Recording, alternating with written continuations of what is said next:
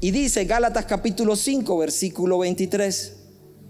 Mas el fruto del Espíritu es amor, es gozo, es paz, paciencia, benignidad, bondad y fe. Y me quiero quedar ahí. Hoy vamos a hablar acerca de la fe. Y cuando decimos fe y está dentro de la lista de la manifestación del fruto del Espíritu, a algunos pudiera surgirle algunas preguntas. Como por ejemplo, ¿qué es entonces la fe? ¿Es una ley? ¿Es un don?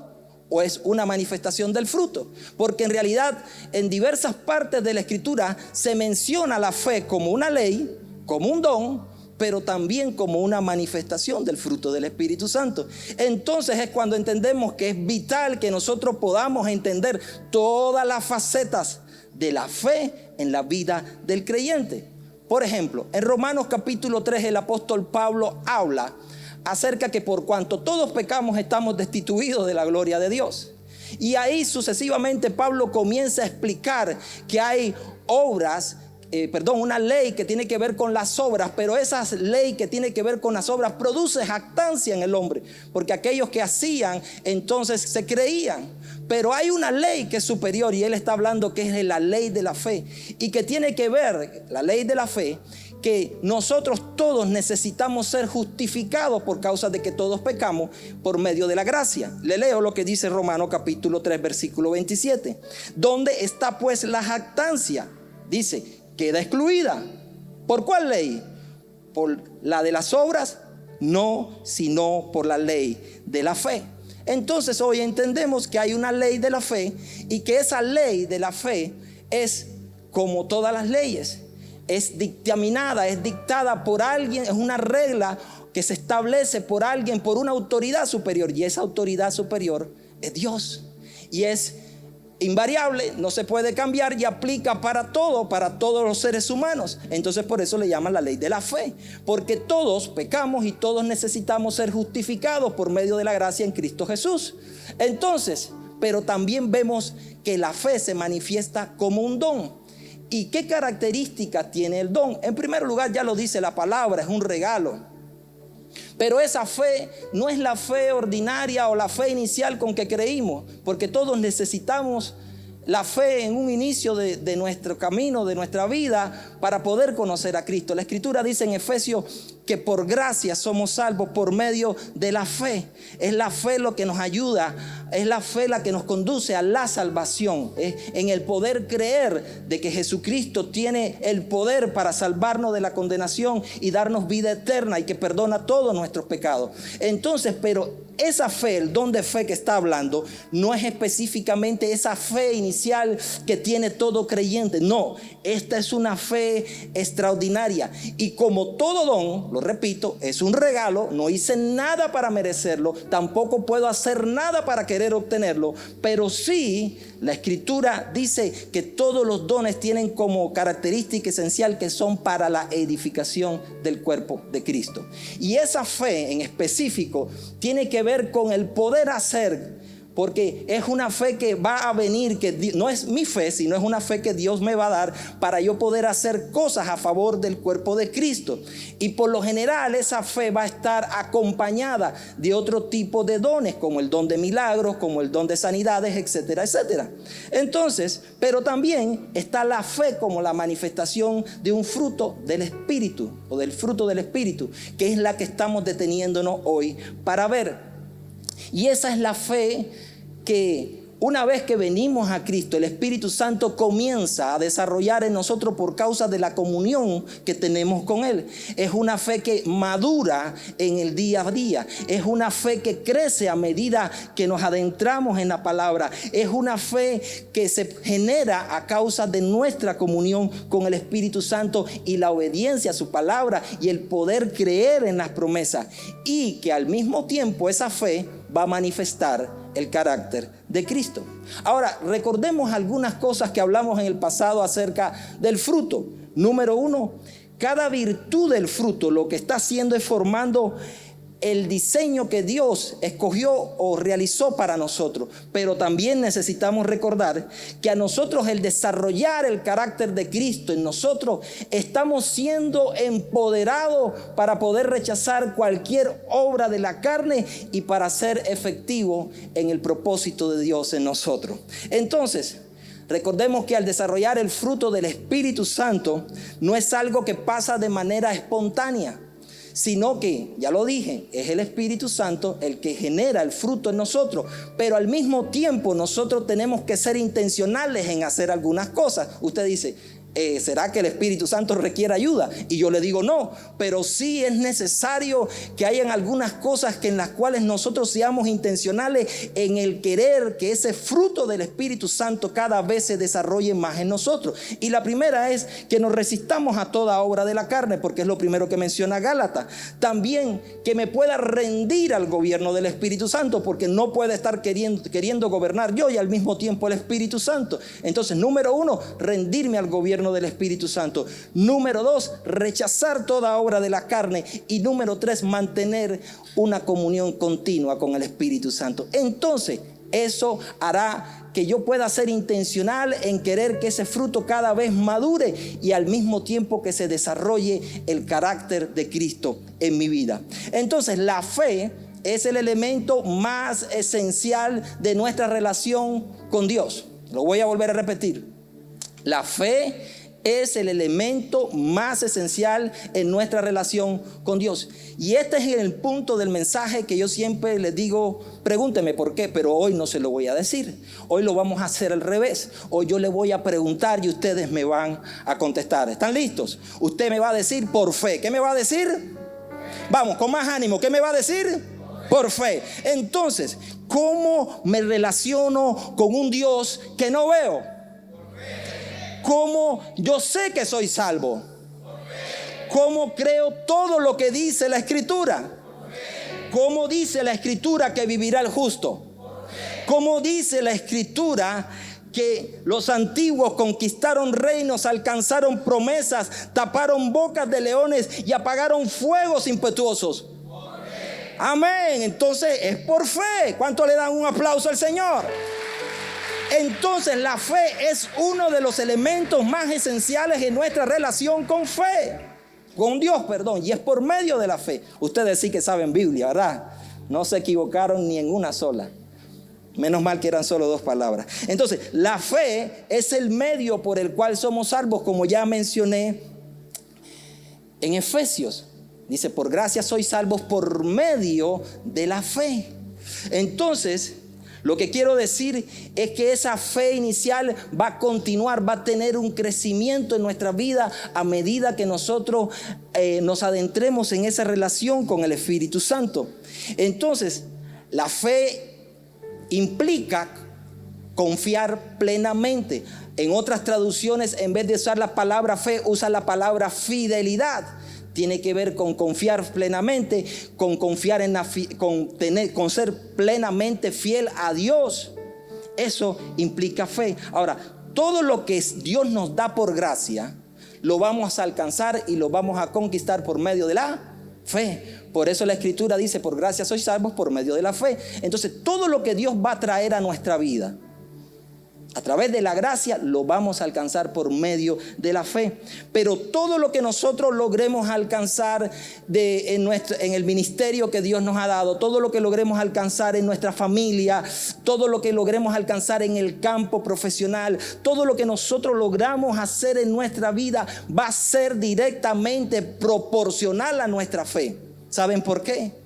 Porque Jesús, cada vez que alguien venía en búsqueda de un milagro, Jesús le decía, conforme a tu fe sea hecho. Entonces, conforme a la fe que nosotros tengamos, ese será nuestro alcance. Conforme a la fe que nosotros tengamos, ese será nuestro poder para poder conquistar, para poder creerle a Dios en todas las esferas de nuestra vida. La fe no es algo que solamente aplica cuando venimos a la iglesia. La fe es un estilo de vida para el creyente. ¿Cuántos dicen amén? Desde que usted se levanta, usted comienza a activar su fe para creer que será un día bendecido, que la gloria de Dios se va a manifestar sobre su vida, que ese día Dios lo va a sorprender con algo. Eso se llama fe. creer a diario. Y es esa fe la que el Espíritu Santo quiere manifestar en nosotros como una manifestación del fruto, pero también como una manifestación del carácter de Cristo. La fe es realmente, escuche bien, lo que hace que la vida del cristiano sea emocionante. Nadie dijo amén. Imagínense que nosotros camináramos simplemente por dogmas, camináramos simplemente por conocimientos, camináramos simplemente por información. No, la fe es lo que hace que realmente la vida del cristiano sea algo emocionante. La fe es la que hace que hombres ordinarios se vuelvan en extraordinarios. La fe es la que, la Escritura dice acerca de Elías, dice, Elías era un hombre semejante, era un hombre sujeto a pasiones semejante a las nuestras. Sin embargo, Elías oró y dejó de llover por 3 años y medio. Oró fervientemente y dejó de llover por 3 años y medio. Y volvió a orar y dice la Escritura que volvió a llover y la tierra dio fruto. Cuando creemos en el Señor, cuando vivimos en un ámbito de fe, nuestra vida va a ser emocionante porque vamos a estar expectantes siempre de lo nuevo. Saben que lo que en el tiempo, una de las cosas que ha hecho ahora, esta oración de Elías, permítame decirle, no es una oración de esa que nosotros hacemos como cuando vamos a almorzar, que estamos apurados y que no, la Escritura dice en Santiago que es una oración de fe.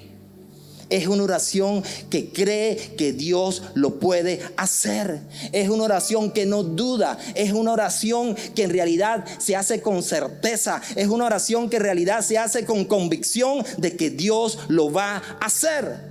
La Escritura dice, y esta es la certeza que tenemos, que si pedimos alguna cosa conforme a su voluntad, Él lo hará. Cada vez que nosotros sabemos que es la voluntad de Dios lo que nosotros estamos orando, hermano, haga como dice el libro de Santiago, ore fervientemente y créale a Dios porque usted lo verá. ¿Cuántos dicen amén? Lo vas a ver, pero necesita hacer una oración de fe como la de Elías. Alguien que cree que Dios lo está escuchando, alguien que cree que Dios está en el asunto, alguien que sabe que está alineado con su voluntad y por cuanto está alineado con su voluntad, verá la respuesta a lo que está esperando. Entonces, la fe proviene del griego pistis, que significa convicción, que significa certeza, seguridad, confianza. Pero para tener fe o para tener confianza en alguien, ¿qué necesito? Necesito conocerlo. Y es entonces cuando lo conoces que puedes confiar en él. Pero ¿cómo puedes tener confianza en alguien si no lo conoces? ¿Qué nos está queriendo decir? Les estoy queriendo decir que para yo poder tener fe en Dios necesito cada vez conocer más a Dios. Y que mientras más conozco a Dios, más será mi fe en Él. A medida que más le conocemos, más será mi fe en Él. Entonces, cuando hablamos acerca del concepto de fe, mire, en ninguna parte de la Escritura habla de un concepto tan claro, pero tan claro como el concepto de la fe. No hay un concepto de oración como tal en la Escritura. Hay un modelo, pero no un concepto. No hay un concepto de salvación como tal en la Escritura. Pero el caso de la fe, Hebreos capítulo 11 lo deja muy claro. Dice, es pues la fe la certeza de lo que se espera, la convicción de lo que no se ve. O sea, la fe siempre va a requerir una espera, pero la fe siempre va a hacer que pongamos nuestra confianza en algo que no estamos viendo, pero que estamos esperando que acontezca. ¿Cuántos dicen amén? Ok, entonces la fe, como mencioné anteriormente, debería ser un estilo de vida en la vida de cada creyente. La fe genera o incide de muchas formas en la vida del creyente. Y una de ellas es que la fe debería ser un estilo de vida en cada creyente. Habacuc dice que el justo por su fe vivirá.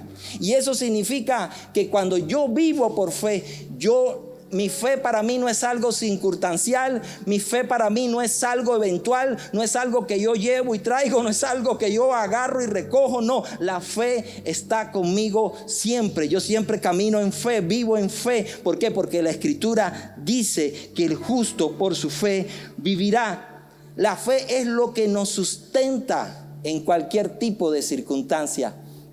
Nuestra estructura de creencia, ¿en qué está sustentada? Está sustentada en nuestra fe. ¿Sabe por qué? Porque yo no tengo una religión, yo tengo una fe, y mi fe está puesta en el Hijo de Dios. Entonces, mi fe, toda mi estructura de creencia está sostenida por mi fe. Ahora, Romanos capítulo 8 dice que los que aman a Dios, todas las cosas le ayudan a bien. ¿Eso qué significa? Que vivir por fe es creer que todo lo bueno que me acontece proviene de Dios. Y aquellas tentaciones y aquellas adversidades y aquellas situaciones que en algún momento se me salen de mis manos, Dios tiene el control. Y cuando yo entiendo que todo lo que me pasa, yo quiero interpretar, yo dispongo mi corazón para interpretar que todo lo que bueno que me pasa viene de Dios. Y que si hay cosas que se salen de control, que si vienen pruebas, que si vienen tentaciones, Dios está en control. Entonces es cuando Romanos capítulo 8 versículo 28 cobra relevancia y dice: y sabemos, diga conmigo, sabemos, más fuerte, sabemos que los que aman a Dios, todas las cosas le ayudan a vivir. Eso es vivir por fe. ¿Cuántos dicen amén? Denle un fuerte aplauso al Señor entonces. Necesitamos entender entonces que la fe no es una opción para nosotros, no es una alternativa, sino que la fe es la forma en que nosotros agradamos a Dios. Hebreos capítulo 11 dice: pero sin fe es imposible. Muy pocas veces en la Escritura menciona la palabra imposible, pero aquí sí dice, remarca, es imposible agradar a Dios. ¿Por qué? Porque es necesario que el que se acerca a Dios crea que le hay y que es galardonador de los que le hallan o de los que le buscan. O sea, la fe es aquello que va a hacer que yo encuentre agrado delante de Dios. Pero no solamente eso, sino que la fe va a ser lo que va a permitir que yo, dice la Escritura, me acerque a Él. Y no solamente que me acerque, sino como un resultado también sea galardonado por buscarlo. ¿Cuál fue la última vez que alguien le dio algo por buscarlo? ¡Hala, qué bueno que me encontraste! Aquí te tengo un regalo. Donde único yo he visto que alguien te premia por buscarlo, ese es Dios. La gente más bien se chivea cuando uno lo busca. Este vino a cobrarme, o para qué me anda buscando.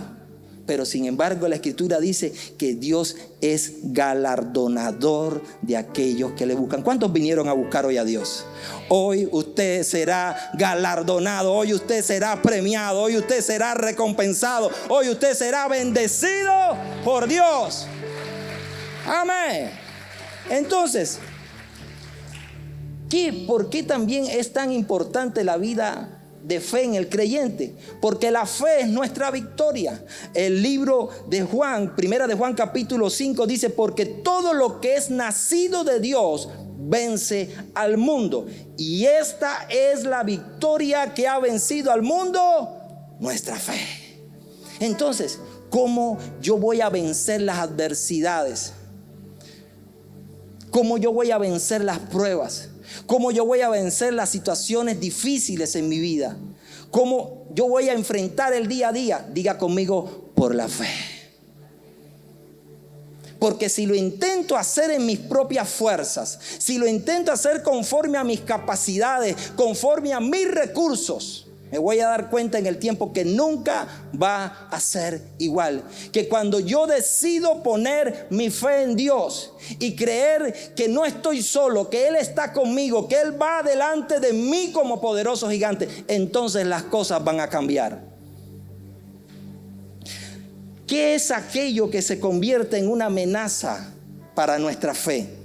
Porque antes de profundizar en la fe, un poquito más en la fe, necesitamos ver cuáles son las posibles amenazas que pudieran tener nuestra fe. Y el pecado más grande, sinceramente, no es el adulterio, ni tampoco la mentira. Uno de los pecados más grandes es la incredulidad, porque la incredulidad no es más que la ausencia de fe. Y como ya leímos en Hebreo, sin fe es imposible agradar a Dios. La incredulidad es no darle la credibilidad que tiene la palabra de Dios. La incredulidad es aquello que como consecuencia generó el pecado.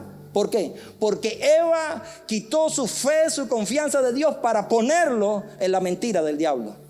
¿Me están entendiendo? Entonces es la incredulidad la que genera como consecuencia el pecado. La incredulidad es el cemento que pone duro el corazón para que no creas. Entonces, cuando entendemos esto, que la incredulidad es lo que hace que yo cambie la fe por la razón. Es cuando entramos en esos procesos de razonamiento que necesitamos entenderlo todo de una manera intelectual y no le damos paso a la vida del Espíritu de nosotros, donde simplemente decidimos creer por medio de la fe. Entonces, uno de los efectos de la incredulidad es que cuando estamos bajo esa influencia de la incredulidad, no sucederá ningún milagro en nuestra vida. La Escritura dice que cuando Jesús fue a Galilea y no pudo hacer ningún milagro por causa de la incredulidad de ellos. Mateo capítulo 13, versículo 58. Y dice, y no hizo allí muchos milagros a causa de la incredulidad de ellos. La incredulidad, una de las cosas que hace es lentamente te aparta de la voluntad de Dios. Hebreos capítulo 3 versículo 12 dice, mirad, hermanos, que no haya en ninguno de vosotros corazón malo de incredulidad para apartarse del Dios vivo. ¿Qué hace la incredulidad? Te aparta de Dios. Entonces vemos que la incredulidad se pudiera convertir en una amenaza a mi fe. Entonces le voy a mencionar rapidito algunas diferencias entre la fe y la incredulidad. La fe cree a Dios. La incredulidad cree lo que dice el mundo, lo que dicen las personas. La fe viene por el oír la palabra. La incredulidad viene por el oír mi propia voz y la voz del mundo. La fe te hace caminar por lo eterno, por lo invisible. Sin embargo, la incredulidad te hace caminar por lo circunstancial y por lo visible. La fe genera expectación. Sin embargo, la incredulidad alimenta la confusión y el temor. La fe llama las cosas que no son como que si fuesen. La incredulidad necesita ver para creer. Entonces, la fe ve oportunidades. La fe ve oportunidades donde la incredulidad ve dificultades. Me quedo con esta última. Cuando nosotros tenemos fe en aquello que las personas ven adversidades y dificultades, nosotros vamos a ver oportunidades. Pregúnteme por qué. Porque la fe va a ser la gasolina que nos va a impulsar a creer en aquellos que los otros no creen. En aquello que los otros no creen, nosotros vamos a creer. Mire, cuando la gente dice, la cosa está mala, la gente se está yendo, dicen algunos. Bueno, algunos se están yendo, pero usted, lejos de ver una dificultad, usted mirará una oportunidad. Dios te dará un diseño y usted podrá alcanzar lo que otros no alcanzaron por falta de fe. Y Dios te va a bendecir. Cuando decides creerle a Dios, Señor, esta es la tierra que tú me diste. Yo sé que en este lugar tú me bendecirás de la misma forma que bendiciste a Gerar, a Isaac en tierra de Gerar, donde era un tiempo de sequía, donde era un tiempo de escasez, donde no había nada, pero la Escritura dice que donde él cavaba, él sacaba agua, y que donde él sembraba, él prosperaba. En esa misma fe yo me quiero mover. Te quiero creer a ti, que aún en medio de la escasez, que aún en medio de la adversidad, tú me puedes prosperar. ¿Cuántos dicen amén? Eso es fe. Donde hay dificultad, mirar oportunidades. ¿Por qué? No porque nosotros tenemos habilidades y dones especiales, sino porque nosotros tenemos un Dios que es realmente poderoso para hacer todas las cosas mucho más abundantes de lo que nosotros somos capaces de pedir o entender. Dios es poderoso.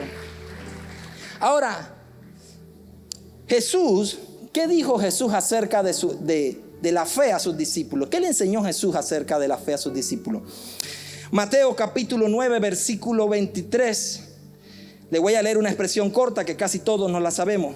Y Jesús le dijo: si puedes creer. ¿Se recuerdan que al principio le mencioné que la palabra fe es pistis? Esta palabra creer es pisteus, que se deriva también de la palabra pistis. Y esta palabra creer también tiene que ver, si puedes tener fe, se pudiera traducir. Entonces, repito nuevamente. Jesús les dijo: si puedes creer, aquel que cree, todo. Diga conmigo todo. Diga conmigo todo. Todo es posible. O sea que el Señor Jesús no nos pone límite en el creer lo que Él es capaz de hacer. Entonces, ¿qué va a hacer el enemigo? Va a atacar nuestra fe, estableciendo limitantes mentales que en el tiempo ha puesto dentro de la iglesia. Por favor, preséntenos algunas. Claro que sí, con mucho gusto. Número 1, el Espíritu Santo no hace hoy las cosas que hacía antes, dicen algunos. Falso. Una mentira del diablo que ha estado intentando por años poner esa limitación en la mente de mucha gente del cuerpo de Cristo. La gente del Antiguo Testamento o la gente de las Escrituras son mejor que nosotros. No, eso es totalmente falso. Eso es una limitación que el enemigo ha estado intentando poner en nuestra mente para que hoy nosotros en nuestro tiempo no hagamos ni alcancemos todo lo que vamos a alcanzar. Ya leí el pasaje del profeta Elías que dice que era un hombre sujeto a pasiones semejantes a las nuestras. O sea, no hay ninguna diferencia. Otra que el enemigo ha querido establecer, y como esas hay muchas, como la doctrina de la recesión y otras más, que lo que han hecho es establecer a la iglesia en un ámbito de conformismo, de comodidad y de normalidad.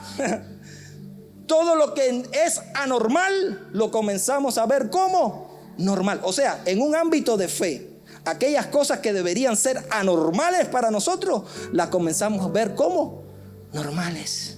No es normal que tú vivas en escasez. No es normal que tú vivas en limitación. No es normal que tu familia se divida. Y como no es normal, me resisto a creerlo por medio de la fe. ¿Cuántos dicen amén? No es normal. La iglesia se ha acomodado tanto a lo normal que ha dejado de creer. ¿Sabe qué, iglesia? Necesitamos volver al origen. Necesitamos volver a esa fe sencilla que le cree a todo, que Dios es capaz de hacerlo. Por eso Jesús dice: aquel que cree, todo le es posible. Y usted dice: sí, es que a Jesús se le hacía fácil, porque Jesús era el Hijo de Dios y él decir eso para él era fácil. Pero mire lo que dice Jesús. Juan capítulo 14 versículo 12. De cierto, o sea, de verdad les digo que el que cree en mí. ¿Cuántos creen en Jesús? Prepárese que aquí va. El que cree en mí, o sea, el que pisteus en mí, o sea, el que tiene fe en mí, las obras que yo hago, él también las hará. Y no solo eso, aún mayores las hará, porque yo voy al Padre. Y todo, diga conmigo todo. Una vez más, todo. Y todo lo que pidieres al Padre en mi nombre, lo haré para que el Padre sea glorificado en el Hijo. Si algo pidieres en mi nombre, yo lo haré. Entonces, ¿necesitamos resignarnos nosotros? Pregunto. ¿Necesitamos acomodarnos a lo que dice la gente? ¿Necesitamos acomodarnos a lo que la iglesia tradicional? No es normal que nos enfermemos. No es normal. No es normal que dentro de la iglesia haya gente en limitación económica. No es normal que dentro de la iglesia hayan divorcios y las familias se dividan. No es normal. Jesús dijo: ustedes, si creen en mí verdaderamente, las obras que yo he hecho, ustedes las harán mayores. Porque yo voy al Padre, y el Padre, cuando esas cosas acontezcan, el nombre del Padre será glorificado.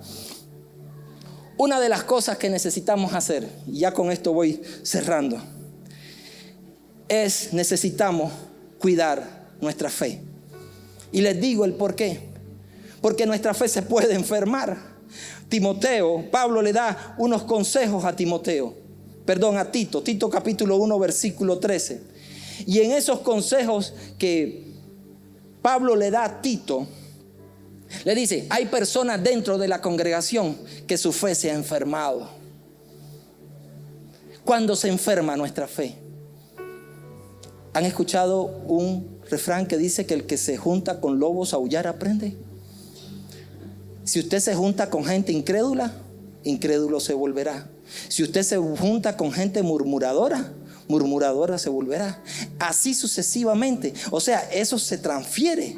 Y una de las cosas que dice el apóstol Pablo en la carta de Tito, dice lo siguiente: este testimonio es verdadero, por tantos, repréndelos duramente, para que sean sanados en su fe. Hay algunas personas, ojalá que no haya ninguno aquí, ni tampoco los que nos están viendo, pero hay algunas personas que en el tiempo su fe se ha ido enfermando. Algunos ya les dio influenza, otros andan con COVID, un COVID de fe, y a otros ya le dio un infarto, están en coma. Pero le tengo una buena noticia: Dios es un Dios misericordioso. Dios es un Dios de segundas oportunidades. Y Dios quiere que una noche como hoy tu fe sea restaurada, tu fe sea avivada y tu fe sea levantada en el nombre de Jesús. Si hoy tu fe se estaba apagando, el Señor dice: te traje esta noche para que sepas que quiero que tu fe se encienda. Que esta sea una noche que te echan gasolina de avión y te ungen con aceite de Fórmula 1. Hoy usted va a salir de aquí más rápido que un rayo. Más rápido que un rayo, lleno de fe. Toda aquella letanía y aquel cansancio espiritual donde estamos así, que vivimos, que pareciéramos que estuviéramos en cámara lenta, se nos va a quitar cuando vivimos por fe, porque la fe produce expectativa en la vida del creyente. La fe produce expectativa. Entonces, si me dan un minuto se lo explico. La fe tiene medidas. Y lo interesante es que Romano dice, ninguno tenga de sí mismo más alto concepto de sí, del que deba tener, sino que cada uno piense de sí mismo con cordura, conforme a la medida de fe que ha sido dada por Dios. Dios nos da una medida de fe. Y esa medida de fe también la palabra medida también puede traducirse en la palabra capacidad. Tiene que ver con aquellas cosas con aquellas asignaciones que Dios nos va a dar. Pero le tengo una buena noticia: no quiere decir que me voy a tener que quedar siempre con esa medida de fe, sino que en el tiempo, a medida que yo muestre fidelidad, a medida de que yo tenga comunión con Dios, a medida de que yo crea a Dios y a su palabra, mi fe va a ir creciendo. Mi fe va a ir creciendo. ¿Por qué? Porque todo aquello que no crece, si hay algo que nosotros deberíamos anhelar, es que nuestra fe crezca. ¿Cuántos dicen amén? En un momento los discípulos dijeron, cuando Jesús les dijo, miraban que los estándares de Jesús y las cosas y las varas que Jesús le ponía eran muy altas. Ellos dijeron: Señor, aumentanos la fe. Nuestra fe puede ser aumentada para alcanzar y para hacer aquellas cosas, nuevos retos que van a venir. Nuestra fe necesita ser, para que nuestra fe crezca, yo hablé de que una fe que crece necesita ser ejercitada. ¿Qué necesita nuestra fe? ¿Y dónde la ejercitamos, pastor? ¿En el gimnasio? No. ¿Sabe dónde la vamos a ejercitar? En el día a día. En las cosas que nos toca pasar, en las adversidades, en las dificultades. Ahí es donde nosotros vamos a entrenar nuestra fe. Y entonces nuestra fe será fortalecida, porque todo aquello que no se fortalece se debilita. Pero la Escritura dice en Hebreos que Jesucristo es el autor y el consumador de la fe. Cristo es el autor y el consumador de la fe. ¿Y eso qué significa, pastor? Cristo es el que dio el comienzo, el archegos, el capitán, el príncipe, el principal, el que dio inicio a algo de la fe. Y todo, como dije que Él es el inicio, nuestra vida de fe comienza en Él. Y va a comenzar en el momento que nosotros le demos la oportunidad a Él de entrar en nosotros.